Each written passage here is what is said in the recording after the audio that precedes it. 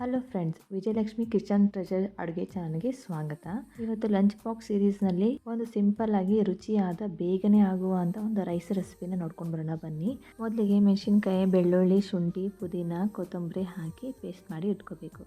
ಮತ್ತು ಕುಕ್ಕರ್ಗೆ 1 ಚಮಚೆ ತುಪ್ಪ, ಎಣ್ಣೆ, ಜೀರಿಗೆ, ಬೇ ಲೀಫ್ ಮತ್ತು ಈರುಳ್ಳಿನ ಹಾಕಿ 1 ನಿಮಿಷ ಬೇಯಿಸಿ, ಕಟ್ ಮಾಡಿ ತರಕಾರಿಗಳನ್ನು ಹಾಕಿ ಚೆನ್ನಾಗಿ ಬೇಯಿಸಿ, ಮತ್ತು ರುಬ್ಬಿದಂಥ ಪೇಸ್ಟು, 1 ಚಮಚೆ ಗರಂ ಮಸಾಲ, ಅಕ್ಕಿಯನ್ನು ಹಾಕಿ, ನೀರು, ಉಪ್ಪು, ಕೊತ್ತಂಬರಿ ಹಾಕಿ ಚೆನ್ನಾಗಿ 2 ಕುಕ್ಕರ್ ಸಿಟಿ ಬರೋ ಹಾಗೆ ಕೂದಿಸಿದ್ರೆ ಪಲಾವ್ ರೆಡಿ ಆಗುತ್ತೆ. ಹಾಗೆ ಇದರ ಜೊತೆಗೆ ಸಿಂಪಲ್ ಆಗಿ ಒಂದು ರೈತ ಕೂಡ ಮಾಡೋಣ. ಮೊದಲಿಗೆ ಒಂದು ಬೌಲ್ನಲ್ಲಿ ಮೊಸರು ಮತ್ತು ನೀರನ್ನು ಹಾಕಿ ಸ್ವಲ್ಪ ಪೇಸ್ಟ್ ಮಾಡಿಕೊಂಡು ಅದಕ್ಕೆ 1 ಚಮಚ ಚಾಟ್ ಮಸಾಲ ಮತ್ತು ಬೂಂದಿ ಕಾಳು ಸಿಗುತ್ತೆ, ಅದನ್ನು ಹಾಕಿ ಚೆನ್ನಾಗಿ ಕಲಸಿ ಒಂದು 10 ನಿಮಿಷ ಇಟ್ಬಿಟ್ರೆ ಸಾಕು.